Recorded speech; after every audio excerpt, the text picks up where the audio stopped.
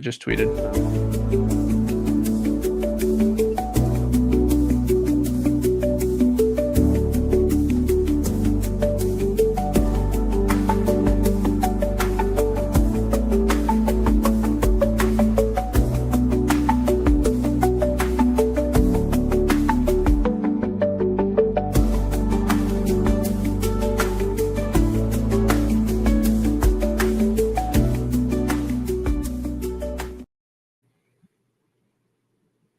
All right, we are live. Today it is Adam and Nathan, and we're going to talk a little bit about all of the events that have been going on.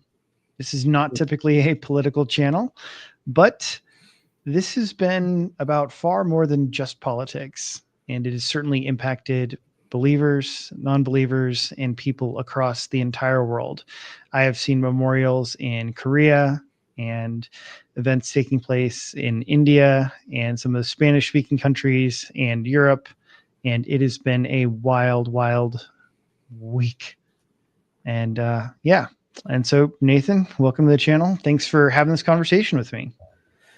Yeah, thanks for having me out. This has been a particularly heavy week, I think, for a lot of people. So we just want to give our thoughts, and I've been seeing some, opinions of all stripes coming in and out, both on the far left, the far right, the middle, like, and everywhere in between. So, yeah, there's just so much to say. And I think first, it's prudent, since we are both Christians, to say that everyone who sees this, we need to be praying for, Charlie Kirk's family, his friends, and all those that were even more affected than the rest of us. And we should be praying for our nation, and we should be praying for unity. For ultimately Christianity to win out in the end. That's what God's desire is. And I think that's what Charlie would want. So. Yeah, it's been, I'll honestly just say it's still just been kind of a shock to me. Mm-hmm. I still just can't believe that he's gone when I think about it. Mm-hmm. Like, it just still kind of takes my brain like those few moments to just realize, like, it's really real. It feels still surreal. Like, yeah, I turned 31. See him up on the stage.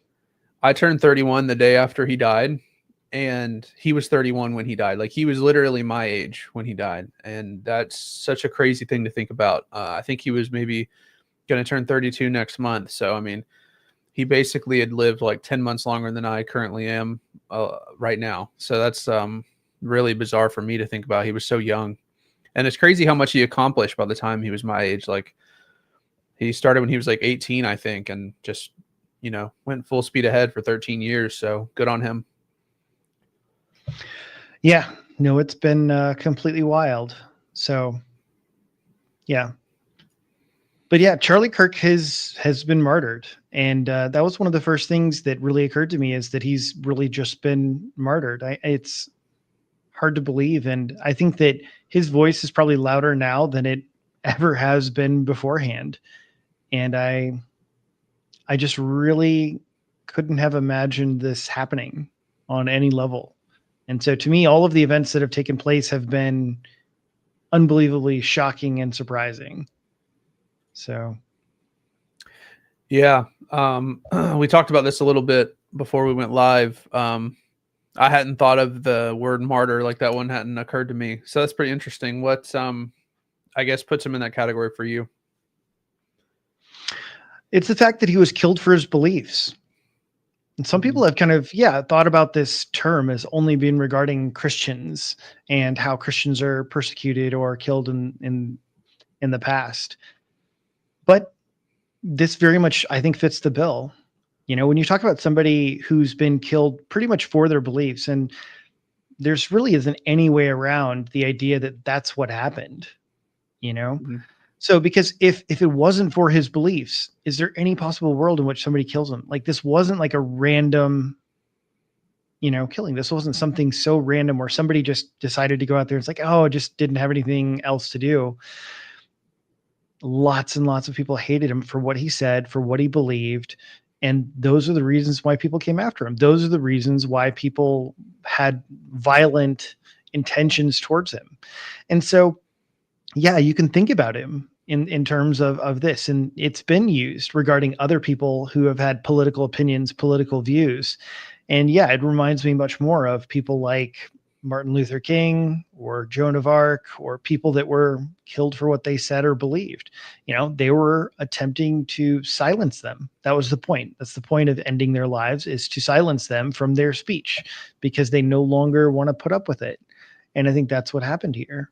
He was very forceful in his speech, but I think there's a big difference between engaging in arguments with somebody else and deciding to take their life.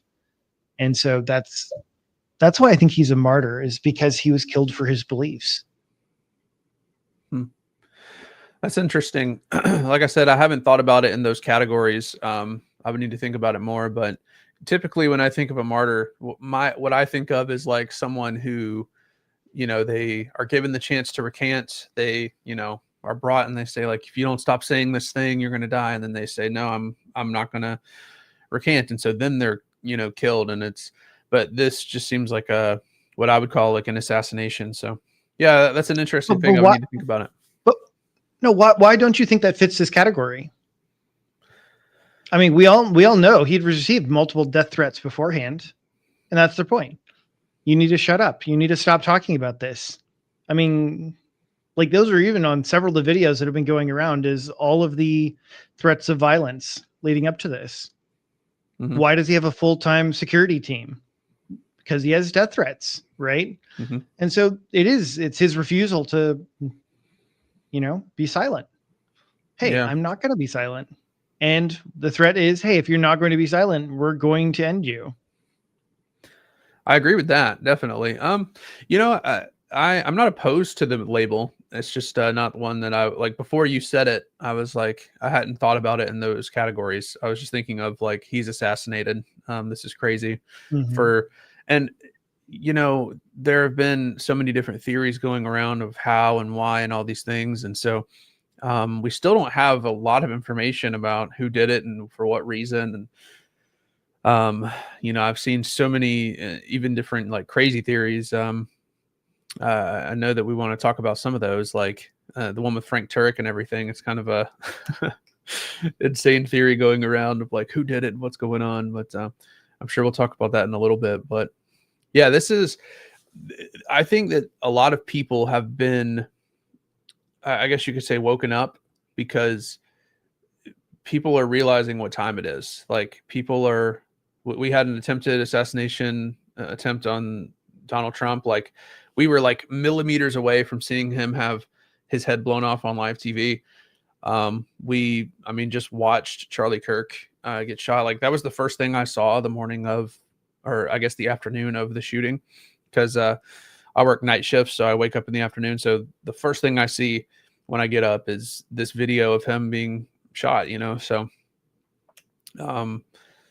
it's just a crazy world we live in where things like this are happening. So, and then, there's the woman on the bus. Like, it just feels like a lot of violence has been going around lately. And so we really need to, again, be in prayer, but we also need to think strategically about how to respond. And especially as Christians, we need to make sure that we're responding with wisdom and with discernment, and that we don't lash out with revenge and vengeance in our hearts. Like, I've seen a lot of people wanting to lash out violently against the left in response. And I just don't think that's the way. And I don't think that's what Charlie would want. Charlie would not want people to go out and respond violently. Charlie, what he did, whether you agreed with him or not, he would sit down, he would talk to people in debate. Had a microphone, and he would allow anybody to come up, and he encouraged open discussion, and he believed in, winning through debate and winning through dialogue. And if you want to honor Charlie Kirk and his legacy, I think the way to do that is to, continue on what he was doing, not to completely, contradict his principles and say you're doing it in his name. No, exactly. And that's one thing that I think some people need to realize, is that lots of people are just taking this opportunity.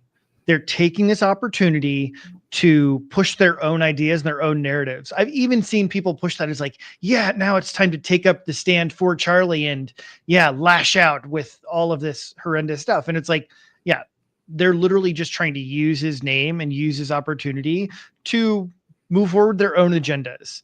So lots of people are all kind of just taking that into their own hands. When in reality, yeah, what did Charlie stand for? He stood for free speech. He stood for having a conversation, having open dialogue. And that's really what mattered and what matters now.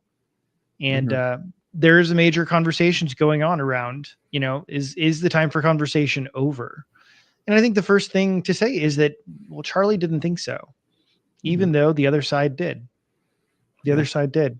But I actually think of Samson in this moment. There's a little Bible story about how Samson, at the end of his life, he ends up killing more Philistines at the end of his life than he did the rest of his career put together. And I think of Charlie Kirk and how many minds he changed, going from university to university, speaking, being all over YouTube, going to Europe and all over the world. And I think that he probably changed more minds in his death than he did his entire career. Like the number of people that I've all seen talk about, I'm going back to church now. And people that were all on the fence, this has polarized thousands, if not millions of people. And there are so many people that are all been like, I haven't been to church in years or haven't been to church at all. Even one, actually, I've seen there's so many posts going on X. I'm an atheist. I'm going to church this Sunday. I've changed my mind. Like I want to see and look at what else is going on. And I think one of the biggest reasons for that is that it's been the evil that has been so obvious and so apparent for so many people. Hasn't just been that Charlie's good words, but there's that quote, which is what was it exactly? Oh man, the character of a person by how they react when somebody dies. And some of the people celebrating, I mean, first of all, celebrating someone being shot in front of their wife and children is just sick. I mean, truly. And I can't imagine cheering for, someone being shot in front of their wife and children, just doing like something totally normal. Like he was just sitting in front of a group of people talking and debating people. This is not, he's not like, some dictator that like is harming people. He's not some like guy who's committed, war crimes or something. This is not the kind of person that needs to be assassinated. Think about that. Think about that, right? How many cheers did you hear when Osama bin Laden was killed? Right? I seriously contrast that. There was more hatred for Charlie Kirk than Osama bin Laden. I don't remember any parties when Osama bin Laden was, killed. He was assassinated, right? When the American soldiers took out this terrible person, like same thing. I could even say the same about Saddam Hussein. They had a public execution for Saddam Hussein. Like the types of things that are going on for Charlie versus literal dictators, has been far less. Like, I mean, it's far less is concerning like what they did for those dictators. And so to me, that has been what's polarized everybody is like, holy cow, we're talking about a guy who didn't commit violence against anyone, a guy who sat peacefully and wanted to have discussions and conversations, and everyone's celebrating that person over, compared to all of the other people who have literally had people murdered and executed and tortured and all sorts of atrocious things. So, yeah. And for the most part, I will say that because I didn't really watch Charlie's content. Like, I know he had a podcast. I don't think I've ever tuned into it. I think maybe I watched when Trump got elected because I saw that he had like teared up about it. So I wanted to like watch his reaction to Trump being elected and stuff like that. So I think that was the last time I even saw his content. But obviously, since he's been killed, I mean, his content is going everywhere. I've seen more Charlie content in the last week than I think I've ever seen in my life. So I think that's one of the interesting things is that, I wouldn't even, I wasn't like a avid follower of Charlie Kirk or anything like that before this, though I am a conservative. I do have conservative values. I definitely would consider myself like a classical conservative. I believe in the Constitution, the First Amendment, Second Amendment, all of those things. I'm pro-life. So the crazy thing about this is I've been seeing this content and I haven't really seen anything that was like super insane. Like I know James Agnew put out a video the other day, and he was more like saying, we shouldn't be supportive of Charlie Kirk, and he seems more on the left. But for the most part, other than I think his clips, a lot of people, they've been trying to slander Charlie Kirk by like showing these like 5-second clips, and then people go find the full clip, and then in context, he didn't actually say anything crazy. Like there's this one clip where it sounded like he said a racial slur toward an Asian person, right? But in reality, he was talking to someone named Chank, right? So he was saying like, he said something like, I live as a patriot or as a capitalist. I live as a Chank. capitalist. Yeah, Chank. And people took this out of context and made it sound like, oh, he's using a racial slur against Asian people.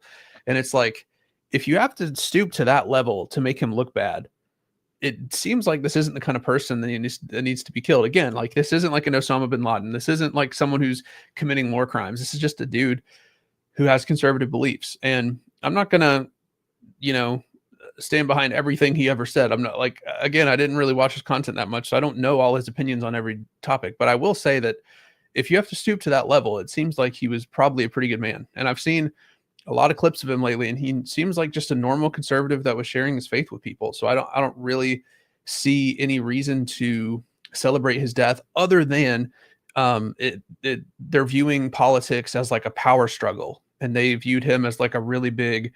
It's almost like if you were to use like a battlefield analogy, it's like they just took out one of our tanks or one of our fighter jets, and so it's like, okay, cool, like that's just one less big thing that we don't have to deal with on our side. So. And I know a lot of people on the far left do view politics as like a power struggle, they take like Nietzsche's will to power and all that pretty seriously. And so for them, it might just be like okay, their side just got significantly weaker and that's why they're celebrating. I can't really think of any other reason why you'd celebrate it. I think though, this has been one of the key reasons why people have been converting. Why people have been leaving the other side is because they're seeing this obvious falsehood. They're seeing like the contrast. I even saw one person, that's what they posted. They wanted to go and see, okay, are all these things true about Charlie? And one after one, they just felt like, oh, well, like once you zoom out, that's not what he was saying. And so people are tired of being lied to. They're tired of being manipulated. And I feel like it really is just like that. You just feel lied to, manipulated, and betrayed. And once you wake up to that, you're like, I don't want to be a part of that anymore. I don't want to be manipulated. I don't want to be deceived. And everyone keeps, posting stuff that's not true. So, but I think that more than anything has been one of the massive difficulties today is that when you look at everything that's going on, it's so difficult to tell what's real and what's not real. Yeah. There are so many views, so many things flying around. I mean, people have been changing their minds on things because they're finding out like, oh, wait, that wasn't true. And even some people have to back down. But then some of the other things, they get constantly pushed out there. And not to mention with the AI stuff, people are able to fabricate and create completely false images and false depictions, at the snap of a finger. So, yeah, definitely becoming really difficult. I will say that too, if you guys are listening, there are so many conspiracy theories. Maybe this is the time to bring that up because I've seen so many theories going around, and this is why it's really important, especially on the internet. We have to remember everyone has these, right?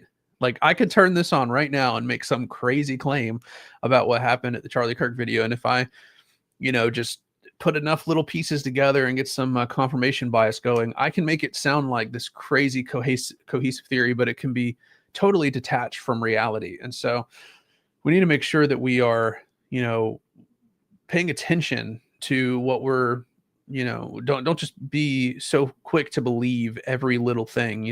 James talks about this. Don't be thrown to and fro by every wave of doctrine. I know that's like in regards to Christianity, but I think it's just a good rule of thumb in general. It's like whenever something like this happens and there's just all kinds of conflicting theories going all over the place, we need to make sure that we are, just slow to speak, quick to listen, like take it all in, operate with wisdom, operate with discernment. Because a lot of people, again, to bring up the Frank Turk thing, Frank Turk was standing right next to Charlie when it happened, and he had his phone out, he was recording, and right before Charlie was shot, he like put his hand on his hat and like rubbed his nose. And people are going all over the internet like, this man in the white hat is like giving hand signals to the sniper to do it now and all this stuff. And in reality, that's just Frank Turk, who is a friend of Charlie and is now mourning the loss of his friend. And it's ridiculous to think that he had anything to do with it. And so be slow to speak, quick to listen. Don't believe everything you see on the internet, because in reality, there probably is something that this seems like it was very organized. I will say that. I don't know all the details. It seems like this was a very coordinated hit, though. It seems like there's a lot more going on than meets the eye. And I do think that we don't know all the information, and there probably will be more that comes out in the coming weeks and months. But until then, we should probably just sit back and wait on that to happen. Well, it's really difficult to tell exactly what is exactly correct. For example, one example, everyone was like, this guy is on the right. There's a right-wing crazy person who shot Charlie. Well, and not to mention, I mean, think about MSNBC's, initial reporting. It's like, oh, he was probably shot by one of his supporters celebrating with a gun. Yep. Now that guy has since been fired, but that just seemed like an insane headline to run initially, immediately as it came out. Especially if you just understand like what gun owners are like they made it sound like the Wild West. Like people just regularly bring guns and shoot them into the air to celebrate. Like that's just not a thing. That doesn't happen at any of these events. It's never happened. And so to suggest that and write that and put it in print was unbelievable, which is why that guy got fired. I think people like that, they just show that they don't own any weapons and they have no experience with guns, because the people that, I'm in the South, right? I live in Georgia in the United States. So I'm around lots of guns, and I have guns myself. And when you go to like a gun range to practice shooting, people are very careful, right? Like people, they make sure everything's unloaded. They make sure like everything is pointing at away from the people. Like there's all kinds of rules in there to make sure that everybody in there is safe. And then whenever you go hunting or something in the woods, again, everybody has their gun safety measures in place, because they recognize they're holding a weapon that can kill people or severely hurt people if you don't shoot a fatal spot. But the people that say stuff like this, like, oh yeah, people with guns are careless, they're just going to go around and celebrate and shoot stuff in the sky. It's like, you've just never been around guns. And I feel like nor had any training with them. Yeah. And it's like, if you have no experience with guns, why are you like running your mouth about them? And this is so often what happens with people in cities. Like, I feel like people in cities, they have no experience with like real life because they're so separated from it. They're just surrounded by like big buildings and buses. And it's like, if you just go to the country, you'll see like real life is just so different than the artificial areas they live in. For example, my grandpa lives on like a farm. He has lots of cows and all this kinds of stuff. And I'll go visit him every now and then. And I remember when the debate a few years ago was all about, global warming and like the temperatures are up and we need to have everybody on electric cars and electric this and electric that. And we need to get rid of gas and all this stuff. I was at my grandpa's house and that was on the TV. And one of my grandpa's friends, he's a farmer, he just was like, and he sounds like a complete hillbilly, right? He's got a really thick country accent, but he's like, well, what if I'm out farming in the field? Like, I can't bring a barrel of electricity to my tractor, right? But he's like, I can bring gas out to my tractor. Like if I'm out, plowing the fields, and it dies and it's an electric one, like let's say they made electric tractors, I can't bring a gallon of electricity out to the field. And he's like, it sounds kind of funny, but when you really think about it, it's like, yeah, these people that live in cities that think, oh, well, you can just have a charger like all over the place. It's like, you're not thinking about real life. Like you're yeah, a lot of people live in cities, but there are a ton of people that don't. And for people like near my grandpa's house, how would they charge their tractors if they had to be electric and we got rid of gas? Like just little things like that. And so this applies to other topics as well. But when we go to guns, it's like these people that live in, these polished areas, they've never held a gun in their life, they've never been around guns, they have all these opinions on guns, and it's like you need to think bigger picture. Yeah. Now let's talk about kind of the narrative and all the information that's been coming out and came out so far. So originally there was a lot of views. This was a professional assassin. This was a professional hitman. And of course, there are views, people circulating the idea that this was obviously an agent of Israel, part of Mossad, and all these other ideas. We also have, these other ideas that, well, yes, it was probably an interconnected thing. There was probably lots of people on the ground involved. And some of these things can still be true. They are still looking into, like, were there additional people took part in this? And then we also, of course, had the idea that, oh, this is obviously a right wing, crazy guy, that he's on the right. And some of the evidence for that has been the idea that his family were all Republicans, his family were all very conservative. But nowadays, as far as I can tell, then there was this idea that, well, he was actually dating a trans person. Now, I heard there's some conflicting information about that. Still waiting to find out for absolute, but I do know, because some people have been like, well, check your sources on that. Well, I can tell you that Kash Patel tweeted that out. So there was a picture by Kash Patel on that. So head of the FBI. And then there's a lot of talk that he was a part of a bunch of different Antifa Discord servers and really connected with those things. So there's a lot of information out there. And here's the one thing that I hope we will get more on, is that I hope that we actually will get some more information that we've gotten now. Because if you remember, the assassin for Trump, everything died. Like, there was no information to come out. They basically said, oh, we don't know where he came from. We don't know why he had overseas accounts. We don't know why he had, this connections. We don't know why, he had been in contact with somebody from DC. Like, there was really just nothing, no answers, So hopefully we can get some answers in this case. But I think you had even more to say that you were speculating about. You mean like the FBI story I was talking about? Yeah. I mean, I really want to wait to see what information comes out, because I am a little bit speculative about the official story as of right now. Mostly because of the type of weapon they said that he used. And if you look at the footage of him jumping off the roof, there's video of him jumping off the roof after apparently he had shot Charlie Kirk. And I'm using the words like apparently, because again, I don't know exactly what the main story is, but the kind of rifle that they said he used, it's just not in the video.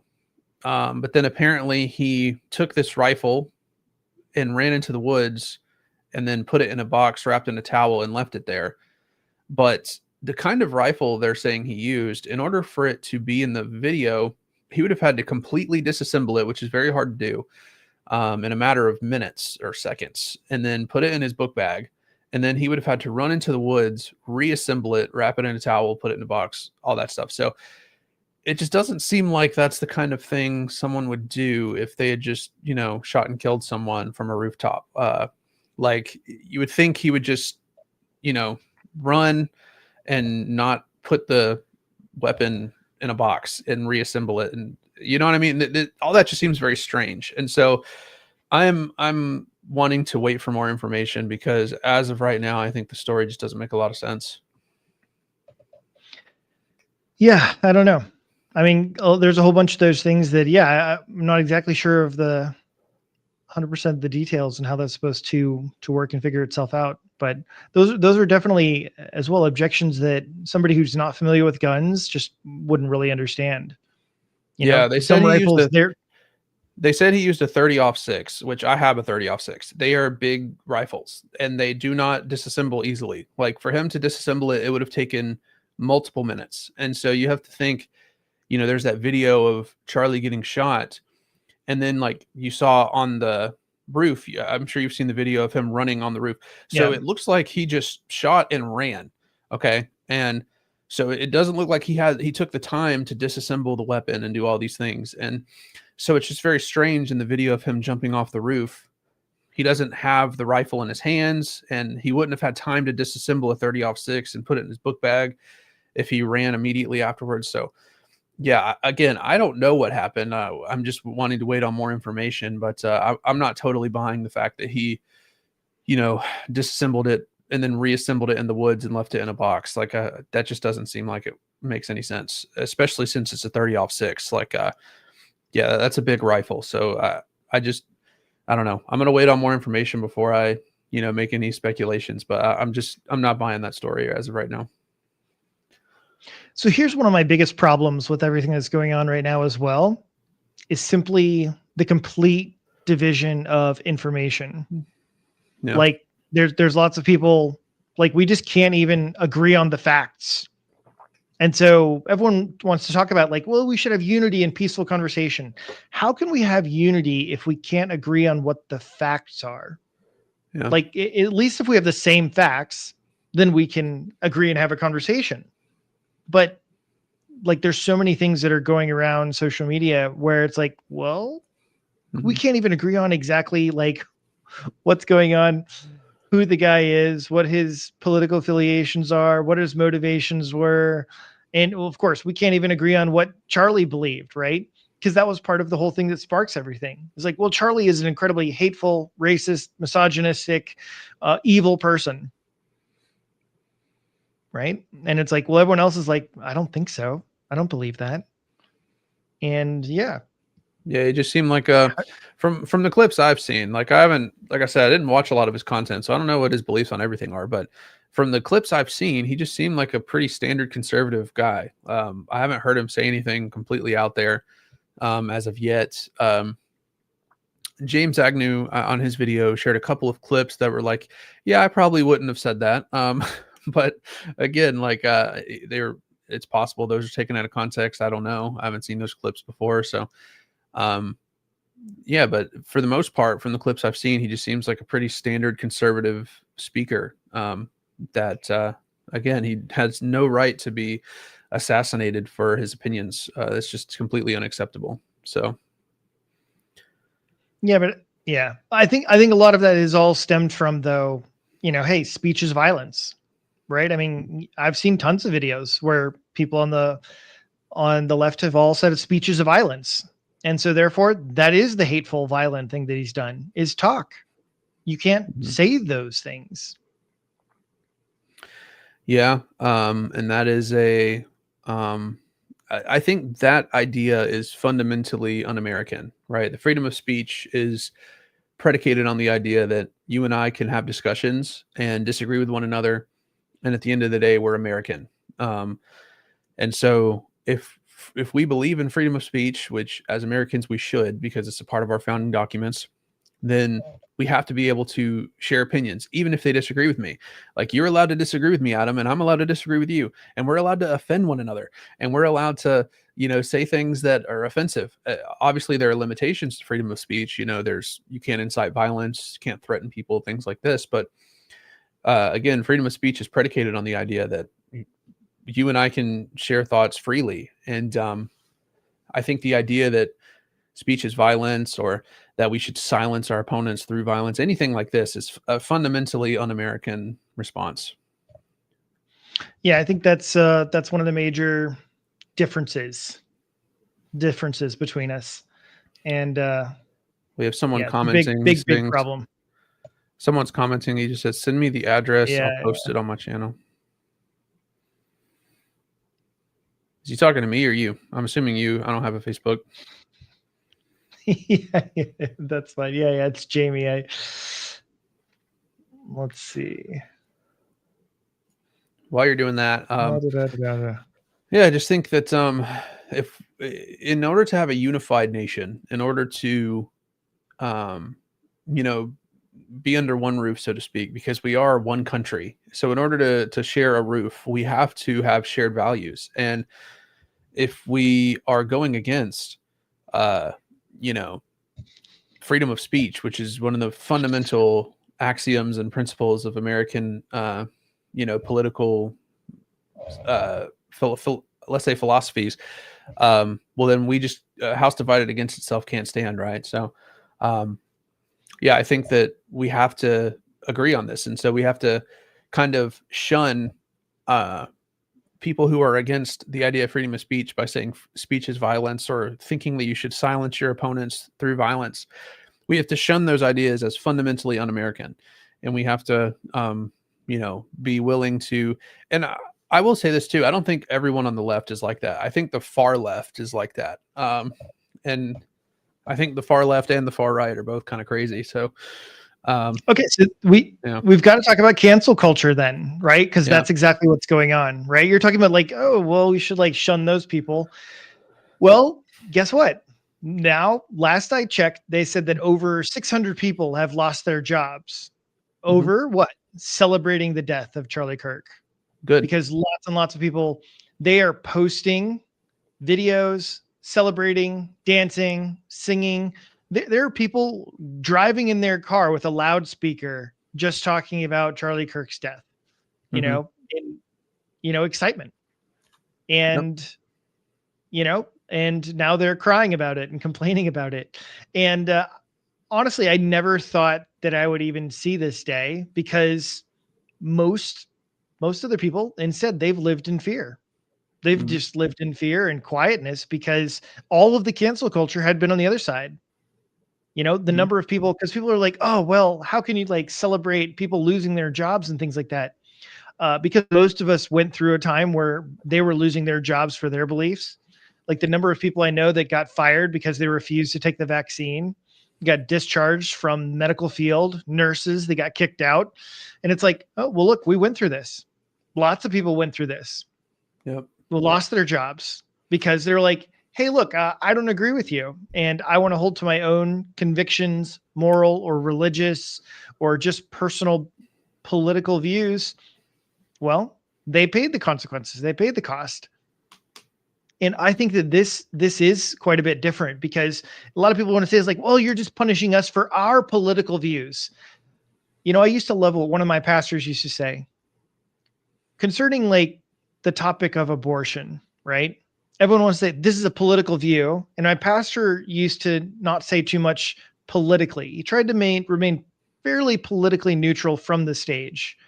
But on that topic, he said, that's not a political issue. Like that's a human rights issue. It's a people issue. And to talk about the assassination of somebody, that's a people issue. Yep. And so the idea that, you're openly celebrating the murder of somebody else, I think a lot of people would say this is not a right or left wing issue. And I think that's one of the reasons that it has converted and changed so many people over is that people on the left were going like, I don't want to be a part of that. Watching other people celebrate, create t-shirts, memes, excited stuff, all about that. Watching all of those people celebrate that. Lots of people woke up and said, I don't want to be a part of that. Like, this is far too much for me. I have to agree with you there.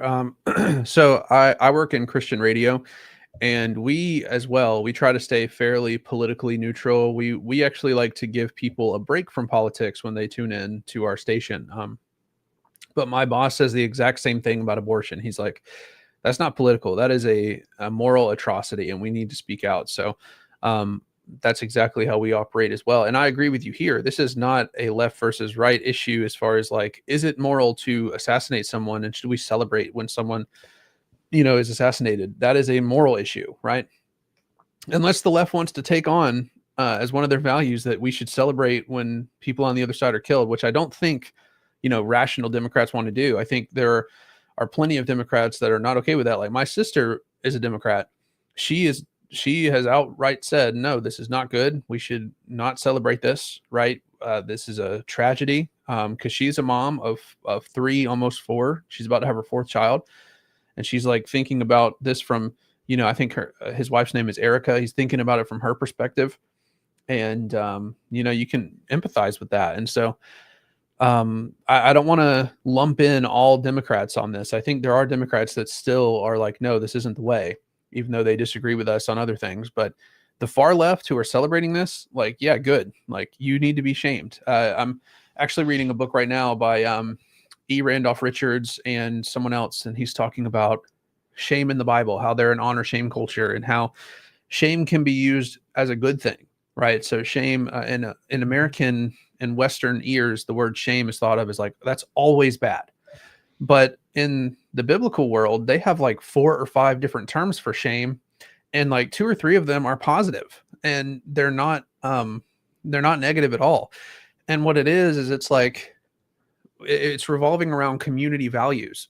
And so the idea is we have these community values, and if you're stepping outside those values, we shame you in order to bring you back into the values. And so for those people who are, again, having fundamentally un-American responses to this by saying, yes, we're celebrating because someone was silenced through violence because we disagree with them, that's an un-American response. That is fundamentally opposed to our shared values of freedom of speech. And so we need to shame you to bring you back into our values. And so I actually think that's a good thing. And I think that that is how, Eastern cultures understand shame. There's the bad kind of shame where like you exclude them from society completely. But then there's the good kind of shame where you like try to get people back into the community through shared values. And so we show them like, hey, you aren't allowed to, celebrate someone being assassinated. Like that's not within the values of freedom of speech. But you know what? That brings up the whole other thing of, well, aren't you just forcing your beliefs on other people? And this is one of the parts where I think that America is an entirely unique place. Well, not entirely unique, but it's exactly the situation where it's like, we're Americans. And it's like, so what? We get a vote for what we believe in. Mm-hmm. We get to decide. We get to choose what kind of values we want to promote, right? We actually get to partake and participate. And so like, yeah, if I want a certain set of values promoted, I can do that. I have the right to do that. I have the right to believe, to speak out about what I prefer, what I think is right and good and just. And that's the thing is, as a Christian, so many Christians I know literally have been silenced, or they've just been manipulated and believed like, well, my Christian beliefs shouldn't intersect in any way with my political views. Mm-hmm. And I think for many other Christians, we would say they cannot be separated. Like it's part of who I am. And I think even many people on the left recognize that. They all recognize like, yeah, there's a problem with you being a Christian, right? Which is why so many places have tried to push out Christianity. They don't agree with Christianity. They don't want Christianity. They don't want beliefs in God. And so they can't coexist with you. And that's a problem.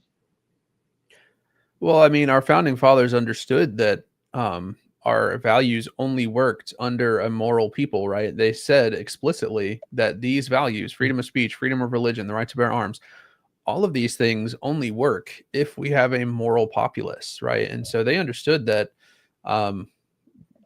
we have to have values tied to these things. And obviously religion and faith and these things are part of our values. Like I value Christ and his church and, spreading the gospel above anything else. That's my number one value in this life. And so to say that our values don't matter and we should and it's, Francis Schaeffer, he pointed out the divide between the private and the public, right? And there's this idea that you have to keep your faith in the private sector, and then you can live as an atheist basically out in public, and everything else is to be kept as something that's private. But this is not the way, right? There is, and I think a lot of people today have been pushing back against this divide of the private versus the secular, right? And because a lot of people are spiritual behind closed doors. You see all the people that are like, oh, I'm spiritual but not religious. They got their rocks and their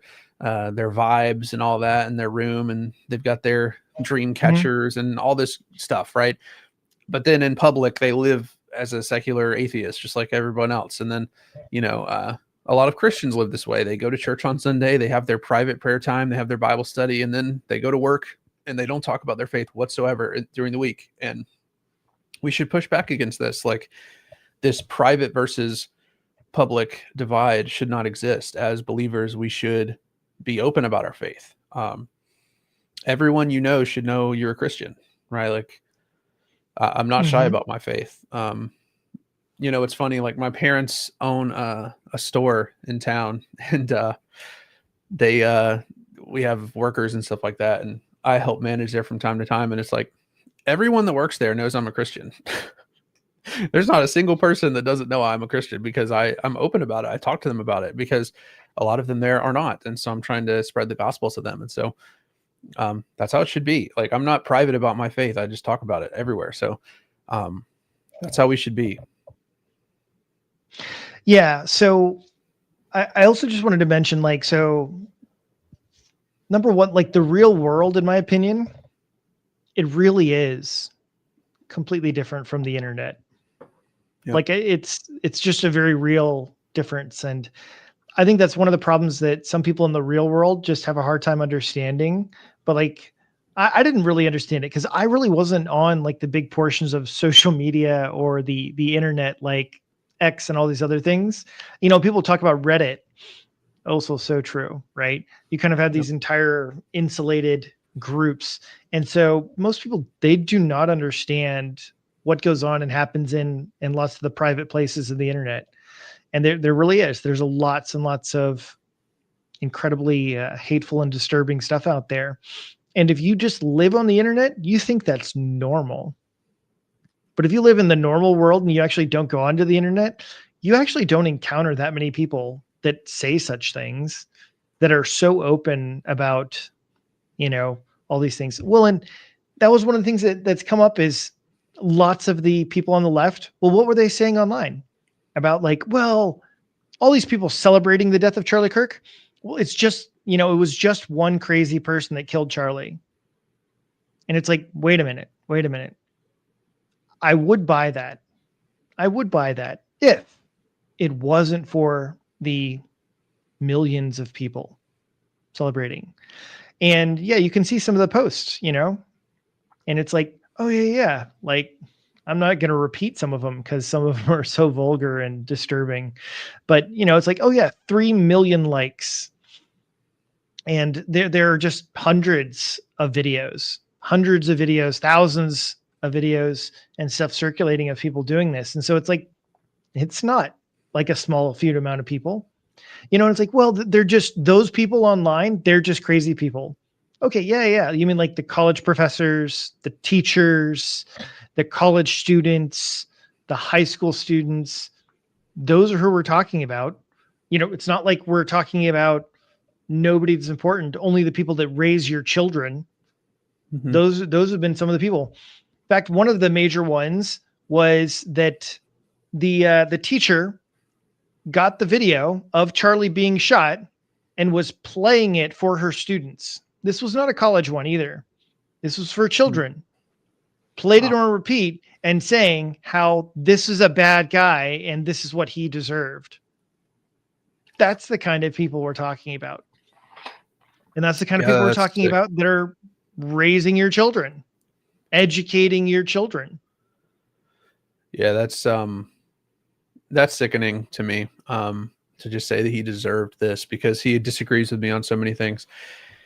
I think again, this is a problem that's grown so much with the internet because it's so easy. The way that social media algorithms work is they're designed to keep you on there, right? And so they feed you what you want to see, right? And so people on the left and people on the right oftentimes are in echo chambers and they only hear their side, right? And so they listen to their side over and over and over again. And for a lot of the radical left, they're in these echo chambers of everyone on the right is a fascist, everyone on the right is a Nazi, everyone on the right is Hitler, and so they're hearing this over and over and over again. And obviously, if you take that seriously, then of course that's the opinion you're going to come up with, because most of us in the West think it's a good thing that World War II ended the way that it did. So, yeah, I just think that we need to make sure, for especially like as Christians, we need to make sure that we ourselves aren't in an echo chamber like that, because guess what? Their response being this way is probably most likely, I would argue, through being in a leftist echo chamber. And so we need to be discussing, and this is what Charlie Kirk was known for, right? He would sit down at college campuses and talk to people he disagreed with, right? He didn't just sit there and hear his own side, just affirm everything he believed. He went out there and he had his ideas challenged. And we need to all do this. Like I would love to speak to people on the left who are more open-minded and want to actually have a rational conversation. And I would love to hear their perspective on this, see if they think we have any blind spots on this, I think that those kinds of conversations are important. But those people on the far left that are in their echo chamber, I just don't think they're capable of having a rational conversation, because again, they're celebrating someone being shot in front of their wife and kids. You can't really reason with someone like that. Yeah, actually, so that's been one of the most fortunate things. And it was part of the whole point of Charlie's dialogues, was that the right is the one interested in having conversations. The left isn't. And I'll just tell you, I remember when Trump got elected the first time, and tons and tons of people found out that their friends voted for Trump. They cut them off. I have several of my own friends that all mentioned that literally there are people that they had known for years and years, and all of a sudden they're like, yep, they won't talk to him anymore.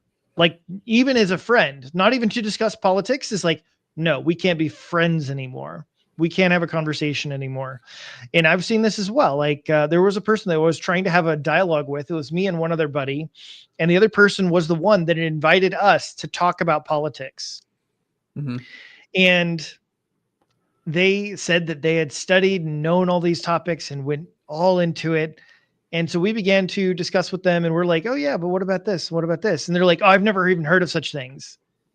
But they wouldn't actually listen to anything else we had to say. They just talked over us the whole time. And they're like, no, I'm going to let you talk. I'm going to let you talk. And then literally we would get one sentence in. We'd be like, okay, but what about this? And then they'd and they would just rant on and on and on. They weren't really interested. And it just seems it's look, you're the one that's told us that you've completely studied this topic. You know all about it, but you've never heard any of the things that we said. Mm-hmm. How can you say you're so educated on it when you don't know what we think or believe at all? You have no idea what's going on. That's an echo chamber, right? They're educated in an echo chamber. And so this is, again, a really important thing. Charlie Kirk said this in one of the famous clips that are going around right now. Someone asked him, why do you do this? And he said, because when we stop talking, violence happens, right? And I think he's exactly right. When the left and the right stop talking to one another, and instead they get in their separate echo chambers and they hear, oh, they're so evil, they're so bad, they're so wicked, what's going to happen? Right? What just happened earlier this week is what's going to happen, and lots more of it. And so as much as you might not want to hear the left's opinion on things, it is important to hear their perspective. It is important to hear what they're saying about this and to try to have conversations with them, because we don't want more of this. Charlie believed in that. And if we want to honor his legacy, we need to have conversations. We need to keep talking. We need to keep debating. And I'm not just saying talk with them and totally agree with them and compromise. No, there are some issues I'm not compromising on whatsoever, right? I believe in the Second Amendment. I believe in freedom of speech. I believe in freedom of religion. I'm pro-life. But I do think it's important to talk to people who disagree with me on those things, to try to, debate and do what Charlie did so well, debate people and win them over to pro-life causes and things like this. I really think that, and Jonathan Haidt has recently written a book on this. I'm forgetting what the name of it is. I want to buy it soon, but it's all about his research on social media, and he's talking about like the damage it's doing to society. And I've heard him do a couple of interviews on it, which is why I'm bringing it up, where he talks about how, social media is changing society almost more than anything else ever has in history, like so rapidly. It's changing the way we think, it's changing the way we interact, it's changing the way, we talk to each other, and it's changing even the way our brains are wired. Like, it's rewiring our brains, and like it's a crazy thing. We really need to think about, if we're going to be Christian about this, right? And we need to interact with the internet the way Christ would have us do so. We really need to be intentional with the way that we do it. We need to be intentional about, who do you follow? Who are you listening to? Who are you allowing to pour into you? Who are you, looking up to? Which voices are influencing your life? And, the Bible tells us to guard our heart above all else. Everything we do flows from it. And so I often tell on my radio show, I often say, like, go follow pastors, churches, ministries, theologians, apologists, and maybe you need to go unfollow some accounts that are not like edifying your walk with Jesus. And that's not to say just like write off every person that disagrees with you on something, but you need to make sure that the people that are pouring into your life are like leading you to Jesus and leading you toward Christ, and not away from his values. And there are a lot of people who speak as if they're sharing Christ's values, and in reality, they're just like secular. There's a lot of people out there that are claiming the name of Jesus, but in reality, they're saying, like, let's be violent and let's subjugate people in the name of Jesus. And it's like, what are you talking about? Like, Jesus didn't do that. So, all that to say, we really just need to be intentional about this, about social media and what we're listening to, because I think for society as a whole, we're going down a path that isn't good. I think we can all tell that, like, the temperature's up here and it needs to come down, right? There's a lot of polarization going on. And I think that begins with the individual. Like, you and me, we need to make sure that we're being intentional about our internet usage. And so does everyone that's watching as well. Be intentional. Don't allow yourself to be led down the path of the world. Romans 12:2, like, don't be conformed to the ways of this world, but be renewed by the transformation of your mind, the renewal of your mind. That way you can know God's will. So, yeah. So, you know what, like this is one of the parts that I really wanted to address, which is, where do we go from here? Because you know what, so many people on the left, they just don't even understand the response from conservatives at this point. They don't understand, why are people getting fired? Why are they so upset that we were rejoicing at the death of Charlie? Why are all these things happening? And that's the part where, because a lot of people have been very, very frustrated. They've been very, very frustrated. And finally, they went too far. The left has gone too far, and everyone really, really wants to push back and things to change. And so I was in a space with a bunch of Christians just this last week, after all this had happened. And yeah, I could tell there was a big problem. And some of them were like, I don't really know what to do now. They're like, want to do something, but I don't know what to do now. And many of the other ones, they want to go too far. They want to push way too far beyond what I think is right and good. And of course, what I think is completely antithetical to what Charlie stood for, and all of the American values, all of the Christian values that we've talked about. But they're just like, well, it seems like nothing changes.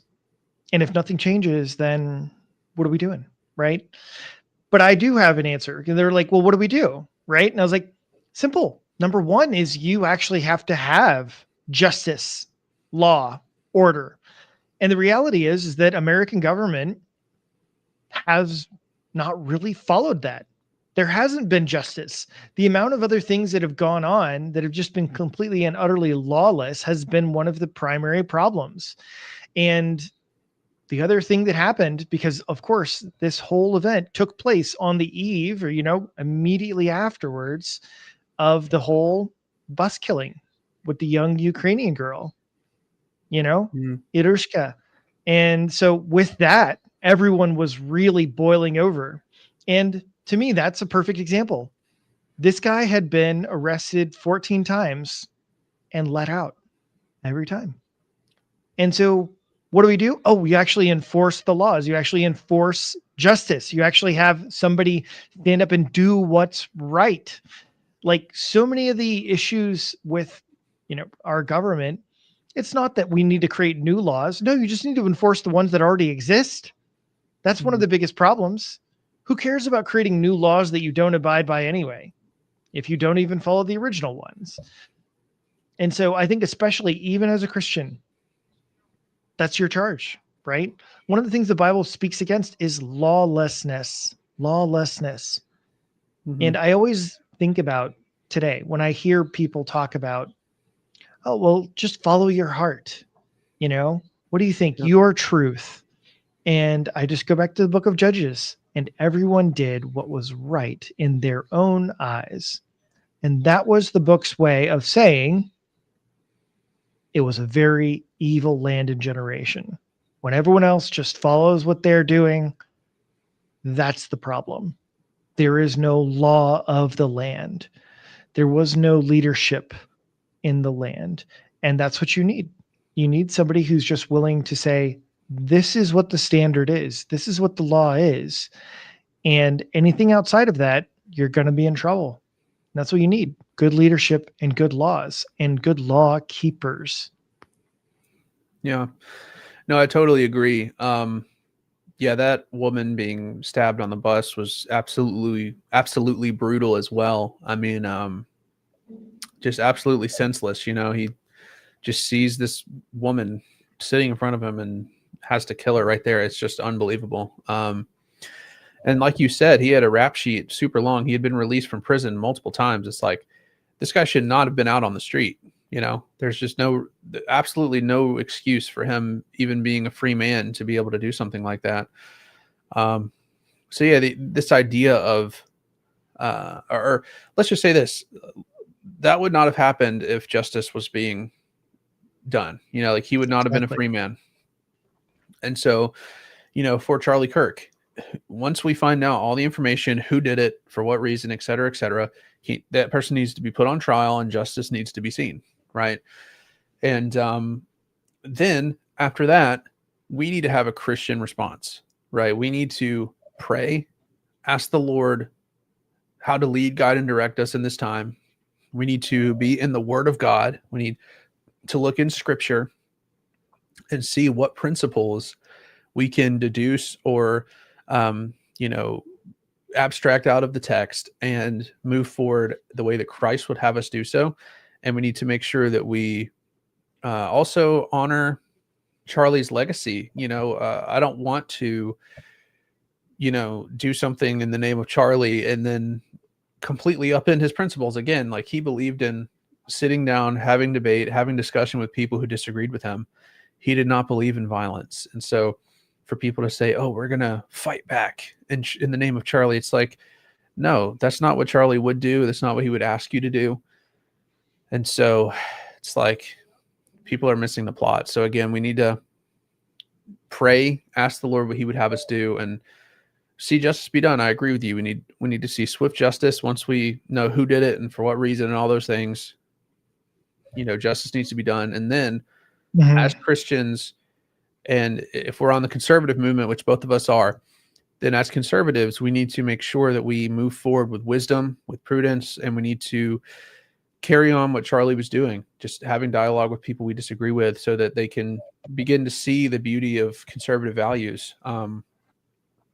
And specifically like the negative form of rights, right? There's the distinction between positive rights and negative rights. And, the rights in the Constitution are negative, which means that, for example, I have freedom of speech. It doesn't cost anything from you for me to have freedom of speech. It doesn't, nothing about you is required for me to have that. Same thing with the right to bear arms, same thing with the right to religion, all those things. Positive rights are things like when the left says people have a right to health care, right? That would be a positive right because it actually costs money out of our pockets as taxpayers to pay for that healthcare, because it wouldn't actually be free, right? It would just be paid for by taxpayers. So what in reality, what they're saying is we have a right to other people's private property in order to provide something for free, which is a positive form of right. But again, whenever we think about what the Constitution has, the Constitution is full of negative rights: freedom of speech, freedom of religion, right to bear arms, all these things, right? So I think we need to, have debates on this and ask, like, are positive rights even compatible with the Constitution, right? Stuff like that. And the way we need to have those discussions is through debate, through discussion, because the left seems to think that positive rights are good. But a conservative like myself might say they seem to contradict the idea of negative rights and private ownership. It seems that I don't have the right to my stuff if you have a right to it in order to provide some service. So, anyways. So I wanted to say two other major things. And one is that, and to me, I thought about this a little bit from Candace Owens made a post, and she was saying, like, she was just having a really hard time, and she's just felt so angry and full of hate to some degree, and this is where I want to say, like, as a Christian, especially, right? Forgiveness is not opposed to justice.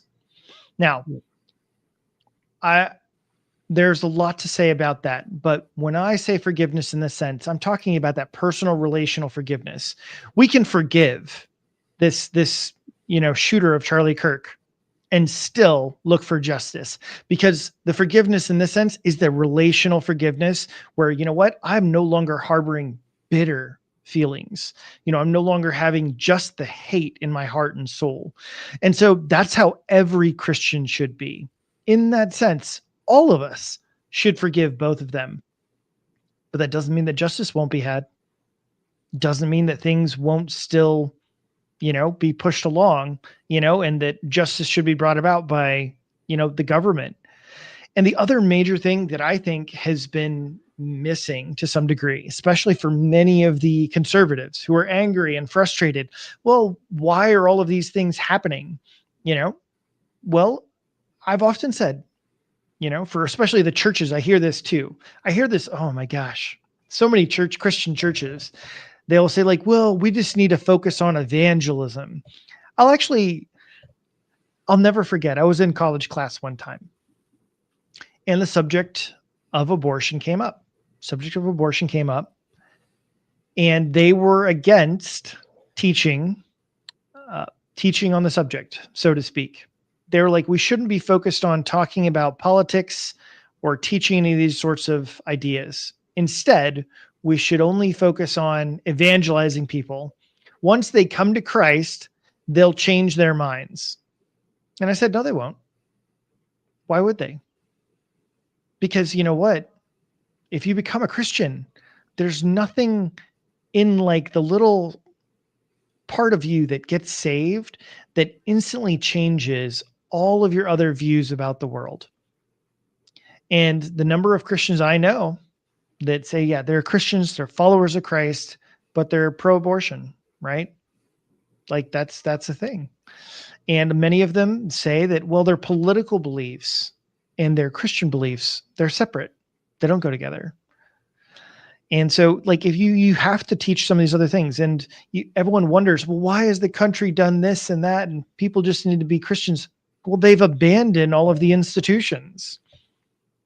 Christians have abandoned media institutions. They've abandoned Hollywood. They've abandoned music. They've abandoned so many of these places. They've abandoned city council, school boards. They've abdicated their responsibilities in all these areas. And there's another great example. This is a really small example, but I think this is so important. So important if you actually want to see justice and goodness. Jury duty. I've seen so many Christians celebrate and talk about how they got out of jury duty. Right?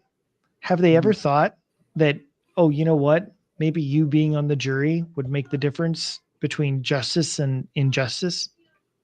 Maybe you actually need to be there to do a civic and a Christian duty to make sure that the right thing goes forward.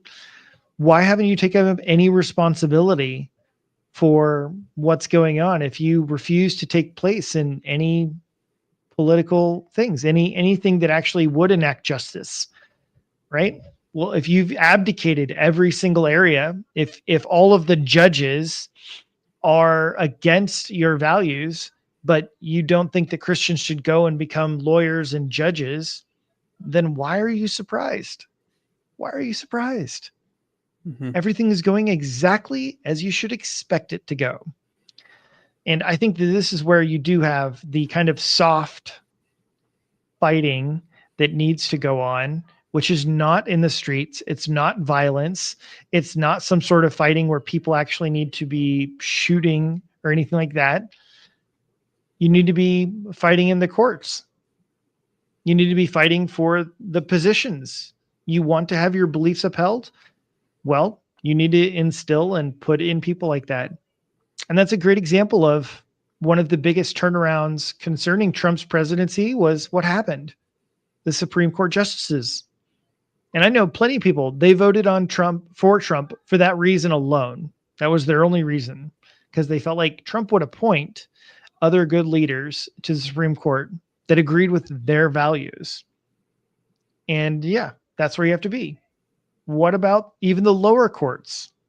Your local judges, your local, city councils, mayor, governor, all of those things matter. And if you refuse to take part as a Christian, then you should have no right to complain. Yeah, I think. I want to bring it. Forgive me 1 second, because I do want to address this. And this is the part. All right. So Neville brings up this. If he repents, we should forgive. If he doesn't, we are not required to forgive him. And I absolutely want to agree with this. But now, so this is the part I didn't get into the details because there is nuance here. Here's one of the major issues. There are two types of forgiveness. All right. And so this is usually brought up from Matthew, where Jesus says, if your brother sins, go and point it out to him. If he repents, forgive him. Right. If he does not repent, then bring 2 or 3 others together with you and go and confront him again.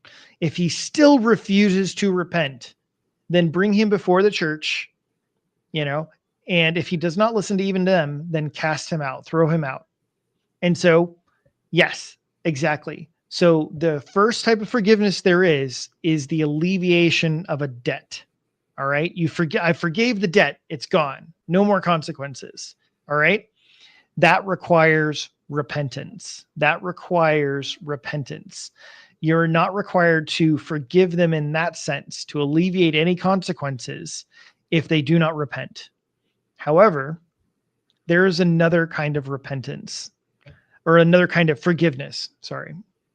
That type of forgiveness is the change of attitude in our hearts. The change of attitude in our hearts. This is the kind that we should forgive everyone universally. Is we should get rid of the bitterness, anger, and hatred in our hearts. That part you should give liberally. But the other one does require repentance. If they don't turn away from their ways, you don't have to rejoin with them. And this is what I tell other people. So there's a great question usually regarding marriage and abuse victims, right? It's like, well, how often should a wife forgive her husband? And they'll point to the other passage, right, where Jesus says, well, you should forgive him, 7 times? No, 7 times 7, right? All the time you should forgive him.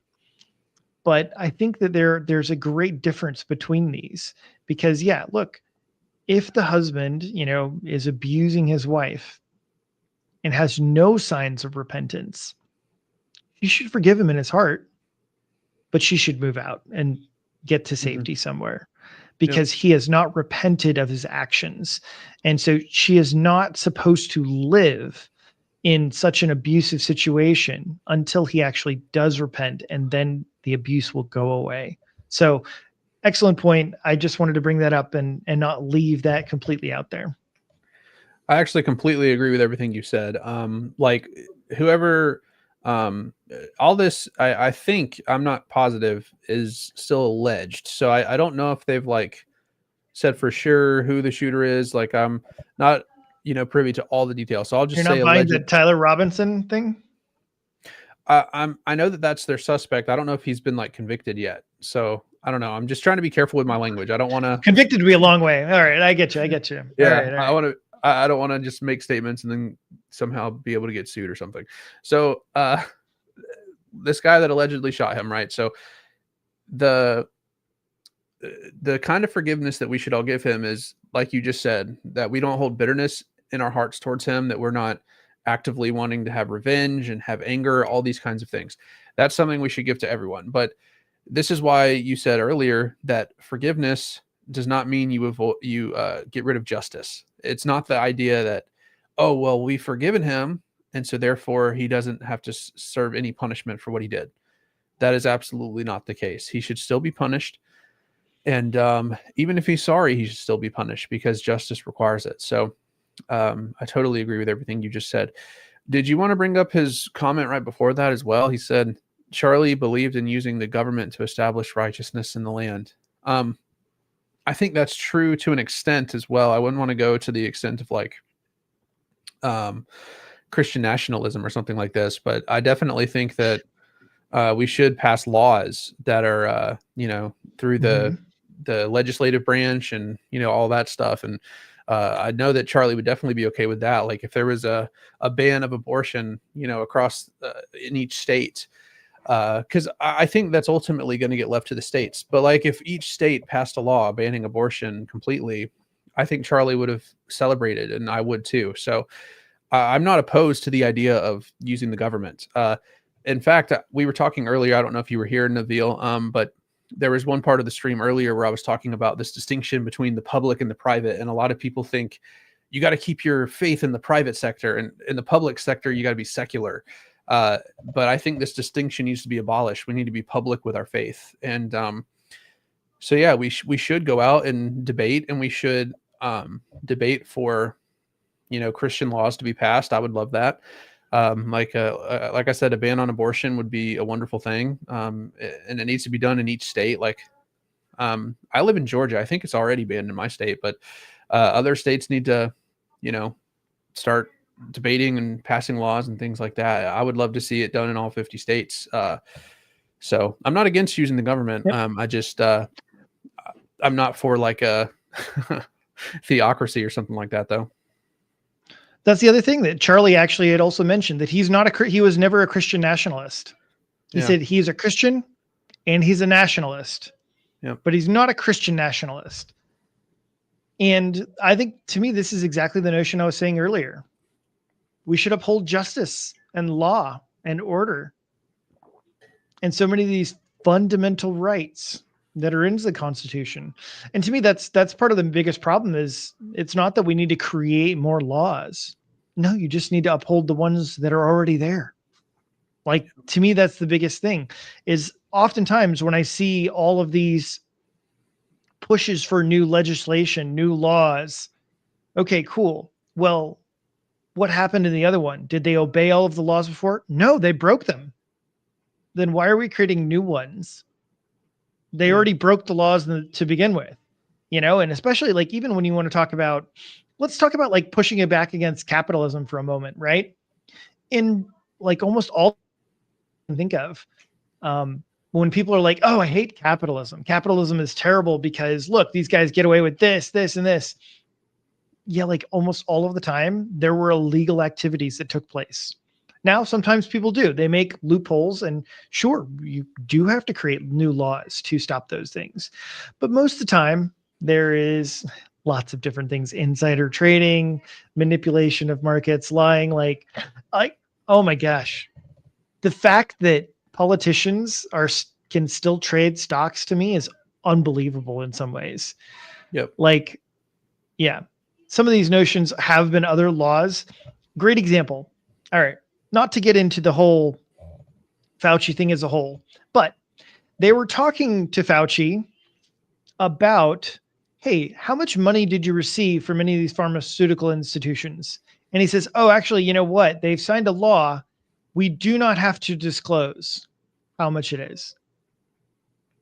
And I'm like, that's crazy. You don't have to. So even though there could be a very obvious conflict of interest, instead, they passed a law so they don't have to disclose the information. Anyway, bottom line is, in many, many situations, following the law would actually fix most things. And even when you talk about like gun violence, right? You talk about gun violence, the shooters, it's not like they were obeying the law, right? Yep. And it's like, oh, let's imagine it's like, oh, but how did they get the gun? Let's imagine for one moment that they got the gun perfectly legally, right? Is it legal to kill somebody? No, it's not. Okay. As long as it's not if it's not in self-defense, that is, but yeah. Yeah. Right. But it's like, well, the illegal activity is killing someone, right? So I would say murdering someone. Yeah, murdering someone. Yeah, that's the careful way to word it. Yeah. Okay. Murdering someone is illegal, and that's what happened. And that's the thing too. A lot of people on the left took this as an opportunity to say, like, we need gun control, we need gun laws and all this stuff. And it's like, he was in a gun-free zone. Colleges, you're not allowed to have a gun on campus. So it's like, what are you guys talking about? Like, he already wasn't supposed to have a gun there. That there was a gun law on the campus, and it didn't stop him. So the people that took this as an opportunity to say, like, we need more gun control is just crazy. And all the school shootings as well. Like, I will echo Charlie's sentiment on this. I think he's exactly right. I saw a clip earlier where he says, like, you know, at airports, you know how shootings at airports stopped? We have armed guards. You know how people stop getting shot at stadiums? We have armed guards. And schools are gun-free zones. So you want to stop seeing school shootings? We need armed guards at schools, because ultimately people who shoot up schools are cowards. And I'm have no problem saying that. They're cowards. They're going to gun-free zones and killing children, defenseless children. They are the lowest of the low cowards. And what we need is armed guards at these schools, and school shootings would stop tomorrow. Yeah, no, exactly. Exactly. Big problems. Big problems. I know that you said you wanted to talk about the, like, whataboutism as well. Did you want to hop to that topic? Sure. Did you have any in particular you wanted to start with? So we talked about it briefly before going on the air. Are you talking about people on the left saying, well, what about when the right did this, or what about when the right did that, so this is fine? Is that kind of what you mean? People are pretty much saying, like, hey, look, this isn't a big deal. Other people have been doing stuff too. Like, you know, it's like, hey, this isn't a big deal. Like, why are you guys thinking this is a big deal? Like, if you think this is a big deal, then what about January 6th? Mm-hmm. Yeah. Right? Why are you morally outraged about this? Well, what's interesting is I don't think people are, like, required to talk about every single thing that goes wrong. I think that's a fallacy in itself to ask, like, oh, well, if you're outraged about this evil, you have to be outraged about every evil and comment on every evil and not just the evil of other sides. I think the reason I'm talking about this is because, I mean, to be honest, I woke up and saw a dude get shot in the throat. That's the real reason. This is something that has affected so many people. And I think for good reason. January 6th was a horrible day, but it was also, like, I think 4 or 5, 6 years ago at this point. So it's like, it's just not on the current topic at the moment. You know, it's not something I need to bring up every time something evil happens. So I just think that's a fallacy to think that I need to be like, okay, if I'm going to talk about the evil that that happened to Charlie Kirk, I have to also denounce every other evil that's ever happened, or my outrage is unwarranted or something like this. I think that's ridiculous. So that would be my first comment. So to me, like, some of this is that I feel like the right has been feeling the duplicity in the other way. Because especially for anyone, you know, that wants to bring up the whole J6 thing, my thought and response is largely, it's like, oh, you mean the mostly peaceful protest then? I mean, because it's the whole fact that, like, you had this entire BLM season of people burning stuff down, mass destruction everywhere.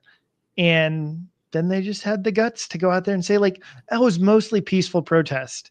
And it's like, well, look, if you call that a mostly peaceful protest, so was January 6th. Like, Yeah. you know?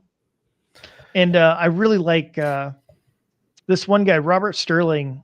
He made a post about this, and it's far too long to read on here, but I think he just nailed it in many ways. But he says this, right? He says, my liberal friends are completely oblivious to how radicalized the last week has been for tens of millions of normal Americans. And he's like, they have zero clue.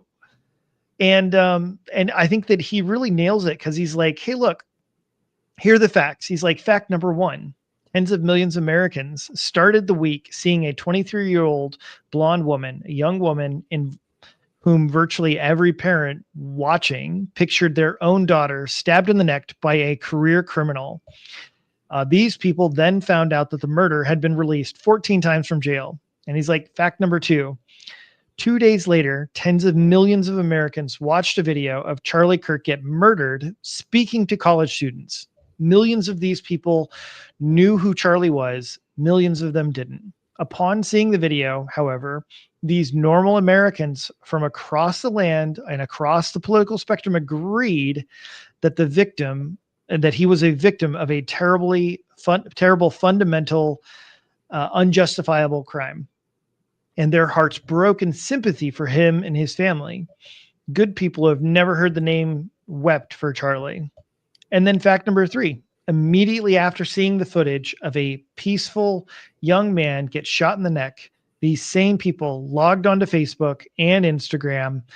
And remember, we're talking about normal Americans and not Twitter or Blue Sky people, and saw some of their local nurses, school teachers, college administrators, retail workers celebrating this horrific crime, not just defending it, but cheering for it. And he just says, these are all facts. You may not like the implications of these facts, and we can certainly debate the underlying causes thereof, but indisputably, they are nevertheless factual statements. And I think that he's pretty spot on. And I think that's pretty much, why there was a massive, massive reaction to everything that's been happening. Yeah.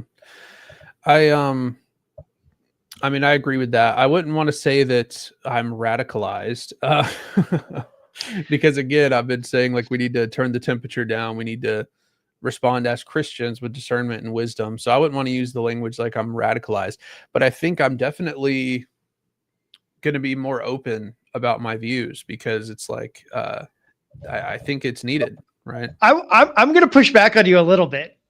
I'm going to push back on you about you. Sure. Because we talked about just in the beginning of it, because this is one of the things I think when they think of radicalized, this is one of the areas they're thinking about. It's the fact that other people are losing their jobs for celebrating this. Right? Oh, I mean, yeah, but again, that's shaming people to bring them back to their American values. Right. But you're just like, hey, that's normal. That should be normal and good. But I think for the left, you're like, that's unbelievable and radical, insane. Like, how could you do that? I guess for the radical left, I would be considered radical then. But again, I think I'm just appealing to a biblical concept. There's multiple types of shame. And even in the Bible, Paul says in 1 Corinthians, like, I say this to shame you, right? Like, there is a biblical kind of shaming, right? And so, and again, it's to bring people back to our shared values. It's like rejoicing over someone being murdered in cold blood in front of millions of people, including his wife and children.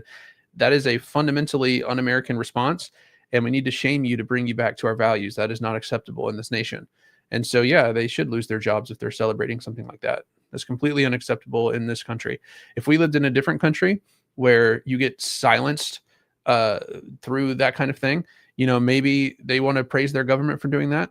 But in America, where we have freedom of speech, that is a fundamentally, like, unacceptable response. And so to bring them back to our shared values, we have to do stuff like that.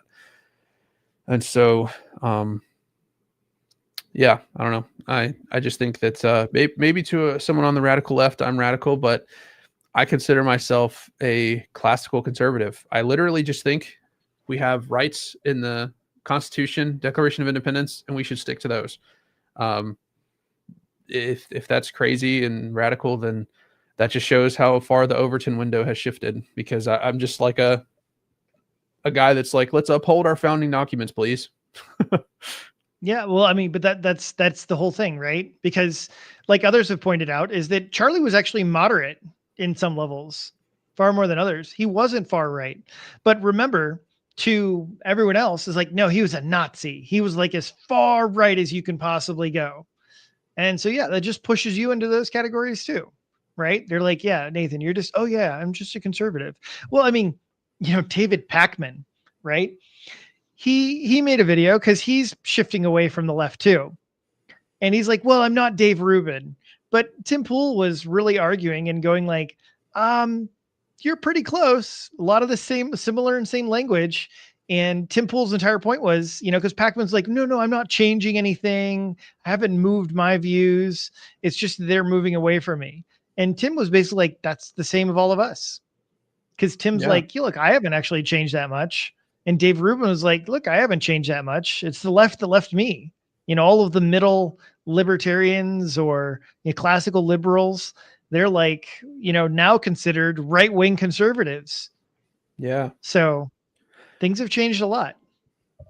Yeah. I mean, that's true. Because I think I hold what are just classical conservative values. I think that the nuclear family is the fundamental unit of society. I think that, all the rights that are endowed to us by our creator, by God, they're from him, and they don't really have a basis anywhere else. And I think that, we should uphold the rights therein, freedom of speech, freedom of religion. And this was a violation of Charlie Kirk's freedom of speech and his right to life. So, that's why this is an outrage, is because 2 of his rights were violated. And it was done gruesomely and in front of his family and millions of people. Yep. If that's radical, then okay. I just think it's a totally normal opinion. I don't know. Well, I mean, when other people think that celebrating it is totally normal and appropriate, then that's the problem. This has been to me one of the major problems. They're in an echo chamber. Like I said, like I think the leftists that are celebrating it, I genuinely think they're in an echo chamber. Like, because normal humans are not like this. Like I said, my sister's a Democrat, right? She did not celebrate this, right? And she talks to conservatives and she hears the other side, and she's basically just like left wing on a couple of things, right? She's with the left on like immigration and a couple other things, right? So it's like, most people that are like that are in real life and they're not in an echo chamber, like they're not celebrating this, and that's why I don't want to lump like every Democrat in on this, because I think the ones that are celebrating this are like radical left wingers who are in an echo chamber, and they're not living in real life. Like they're online too much. That's, to me, what that is. That's symptomatic and emblematic of, you guys are on the internet way too much, or maybe you're in like a radical left college campus or something, and that's all you hear all day long. That's the only way that you could get to that point, because that shows me that if they think just completely normal response to seeing someone get murdered in front of their wife and kids and millions of people, if their response to that is celebration, that tells me that they're not living in real life. They're in an echo chamber somewhere. There's no way they're talking to regular humans on a regular basis and responding that way.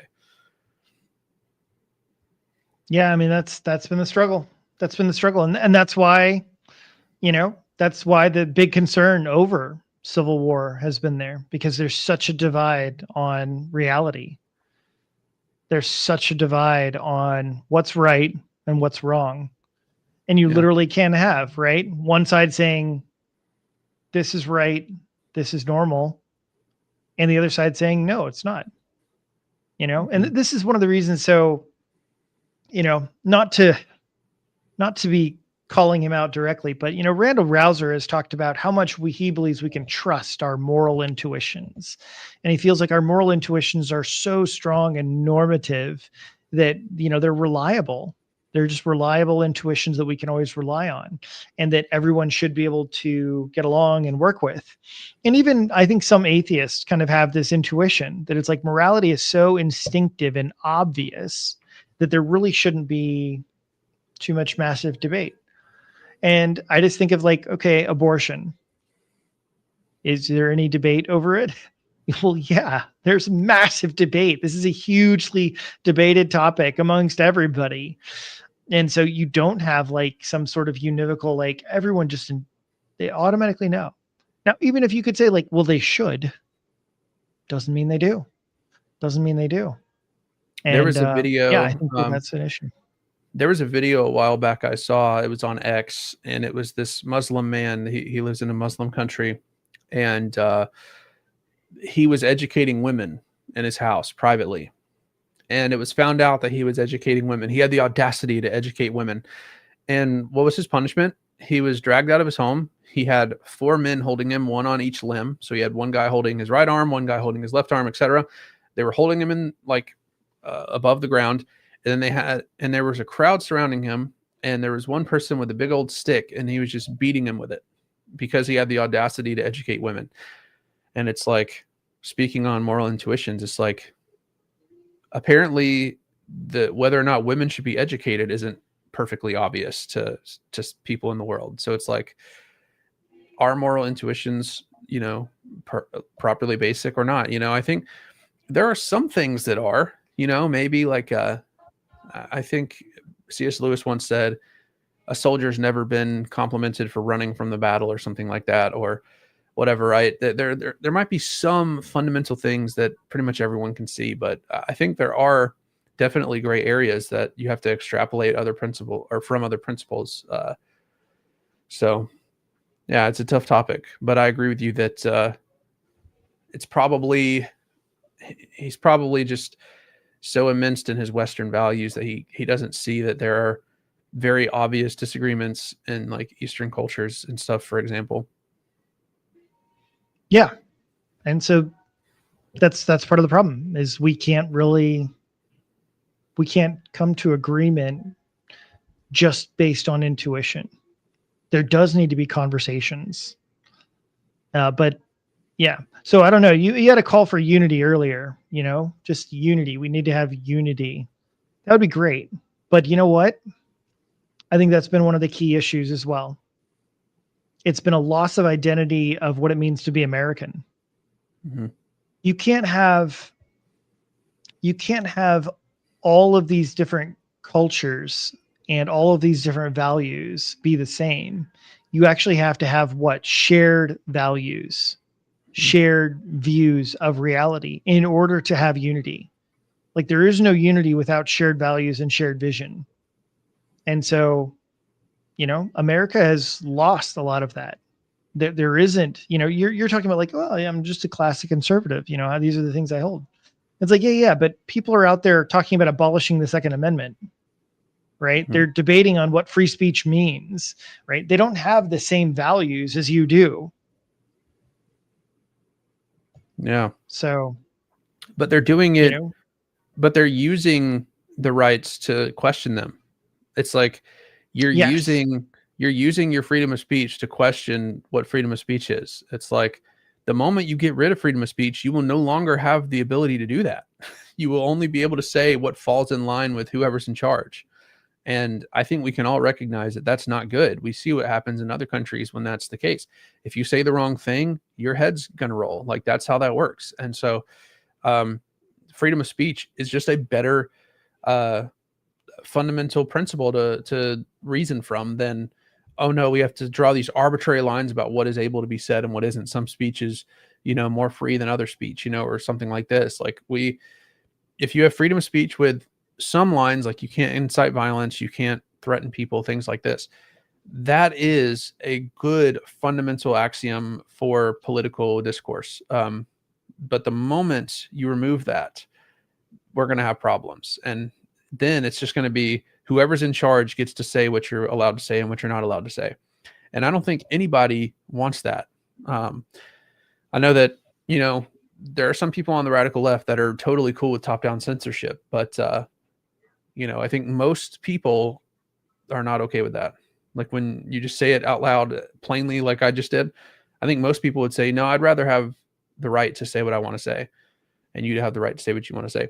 But notice how if you allow for that, you have to allow for people to disagree with you, right? And you have to allow them to speak their mind while they disagree with you publicly, which is what the shooter of Charlie Kirk did not allow, right? He was saying something that they didn't agree with, and so he shot him. And that's why I'm saying this is fundamentally un-American. It's not an American response to shoot someone for their beliefs.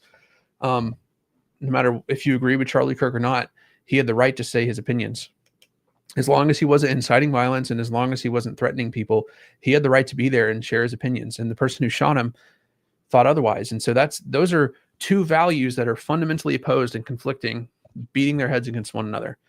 And we have to ask ourselves as Americans, which value are we going to choose? Are we going to choose freedom of speech, where people who disagree with me are allowed to speak their mind as long as they're not threatening people and inciting violence? Or are we going to say, no, there are going to be certain speech that's not going to be allowed, and whoever's in charge is going to be able to decide what that is. And I think we have to ultimately decide. Yep. Nope. But even that's part of the problem.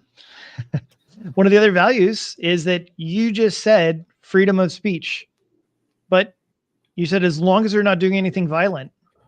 But if you've been around conservative media at all, you know how many people believe speech is violence? Your speech is violence. There's so many students, teachers, and everything like that going on in the universities that the problem that you're talking to me about these ideas, that's the problem. That is violent. You're causing great harm to people groups, to minorities. That's the issue. Well, again, they're going against the fundamental axiom that I just talked about, right? Because they're wanting to say, oh no, there are certain kinds of speech that aren't allowed. And so those in charge, what they're showing is if freedom of speech gets removed, if they were in power, I would be considered violent right now, and I would have to be put under arrest for the things I'm saying, which I think most people thinks is crazy. Like most people would think that's insane. Like nothing I've said right now deserves to have me put in jail. But what they've just shown is that if they were in charge and we didn't have the right to freedom of speech, they would put me in jail for what I just said, which is crazy. And I think everyone knows that deep down. And that's why freedom of speech is a better fundamental axiom, because if they want to say speech is violence, that statement is fundamentally opposed to freedom of speech. And so again, we have to decide, do we want freedom of speech, or do we want whoever's in charge gets to say what is allowed to be said and what isn't? And I hope we make the right decision as a nation. I hope we stand for freedom of speech, because there are countries out there where you aren't allowed to say things against the government. If you speak out against the North Korean government or the Chinese government, it's not going to be good for you, right? Or if you are in a Muslim country and you start professing Christianity, it's not going to end well for you, right? And why is that? Because the people in power don't allow that speech to be said. Okay, and so we need to recognize what values are we going to stand for? Are we going to stand for values of, we are allowed to disagree and share those thoughts freely, or are we going to say whoever's in charge gets to pick? I'm going to go with the former. So this is where I want to mention the other thing to kind of like begin to kind of wrap some of this stuff up, but it's that America is a Christian nation. America is a Christian nation. I know some people don't agree with me, but it's like, okay, when you look at the rest of the world and then you look at America, you will see a big difference. You'll see a big difference. And then you need to start asking the question, why do Americans do this? Why can't Americans do that? Why can they speak freely? Why can all these things happen? And so much of it is because of American Christian values. Now, part of the problem, I think, has been an overemphasis on Christian values such as mercy and grace and kindness. And all of those things are Christian values. But the issue is they should not be conflated with the government. So when Jesus comes around and he teaches, turn the other cheek, is he speaking about governments? No, he's not. He's speaking to individuals. What should you do as an individual? And there's a huge difference because you know what? Governments and institutions, they don't have the right to turn the other cheek. You know, if somebody comes and commits an atrocious act against you and your family, the government cannot rightly say, well, don't worry, I forgive them. I mean, is that what the government is supposed to be doing for this guy who ends up murdering, the Ukrainian woman on the bus? The government should just forgive him? No, that's a failure of justice. It is their duty to carry out justice. It is not their duty to forgive people. And so that's part of the big issue here. That's part of the big issue here is that as an institution, as a government, the rules and laws that are to be upheld, those are Christian values. It's a Christian value for a government to have rules, to have laws, and to uphold those rules and laws, to protect its citizens. That's what's good and moral and wonderful about, even the Christian beliefs, is it does have law and order. God's not a God of chaos. He is not one for there just to be anarchy. That is the opposite of a Christian value. And so I think we need to get back to some of that and just show some law and order. Yeah, and in the preamble to the Constitution, it says that the government is there to establish justice, to ensure domestic tranquility, to provide for the common defense, to promote the general welfare, and to secure the blessings of liberty to ourselves and our posterity. So, like you were just saying, the government, because it's in a different position, it has different obligations and responsibilities than we as individuals do. And honestly, this can even appeal to the God question. A lot of atheists, they say, well, how does God allow people to get murdered? Like if you see someone getting murdered, you have the opportunity to stop it, you should step in and do something. So, but God, he allows people to get murdered and he doesn't stop it, and he has the power to do it. So he's wicked. But what they don't understand is that God, because he's in a different position than we are, he has different obligations than we do. He's running an entire universe here, right? And so I'm not going to get into the philosophical implications of all that. It would be absurd if God stopped all murders. It would actually be like an absurd universe that we lived in. But anyways, all that to say, as individuals, we have obligations to forgive and do all those things. But governments, their obligations are to establish justice, as it says in the preamble again. So the man who, murdered that woman on the bus, he should see justice. The man who shot Charlie Kirk, he should see justice.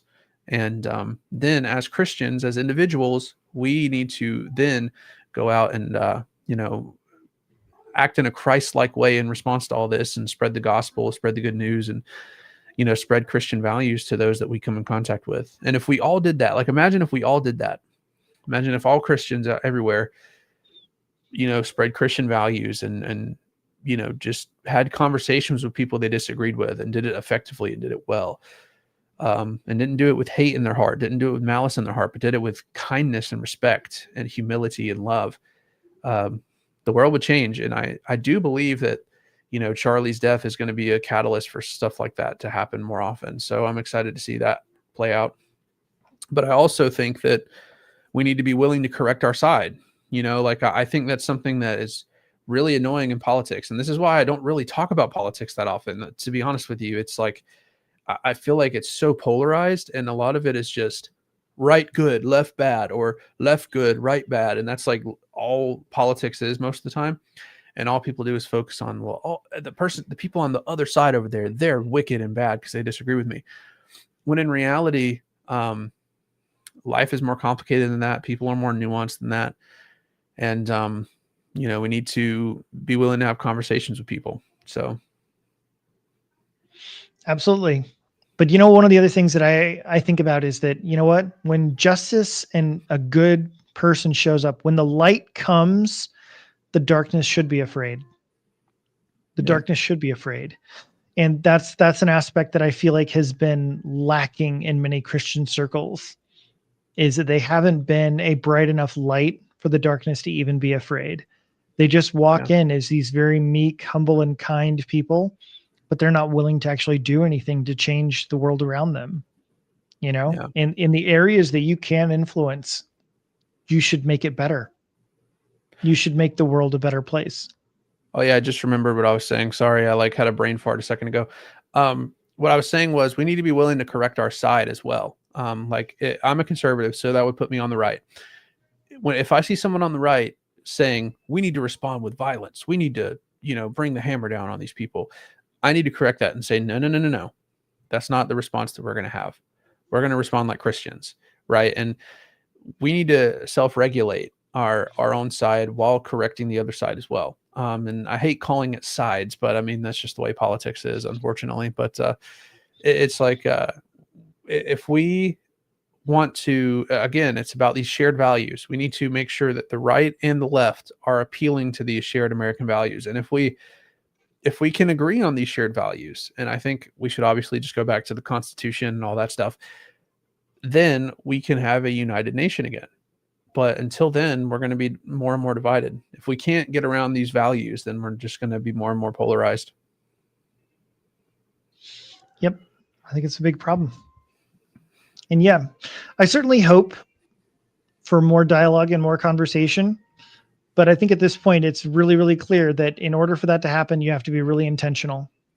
You have to be really intentional, because a lot of people that are in their own echo chambers, they're perfectly happy being there. Yep. And they're not willing to come out of it. They're not willing to have the conversation. So, yeah.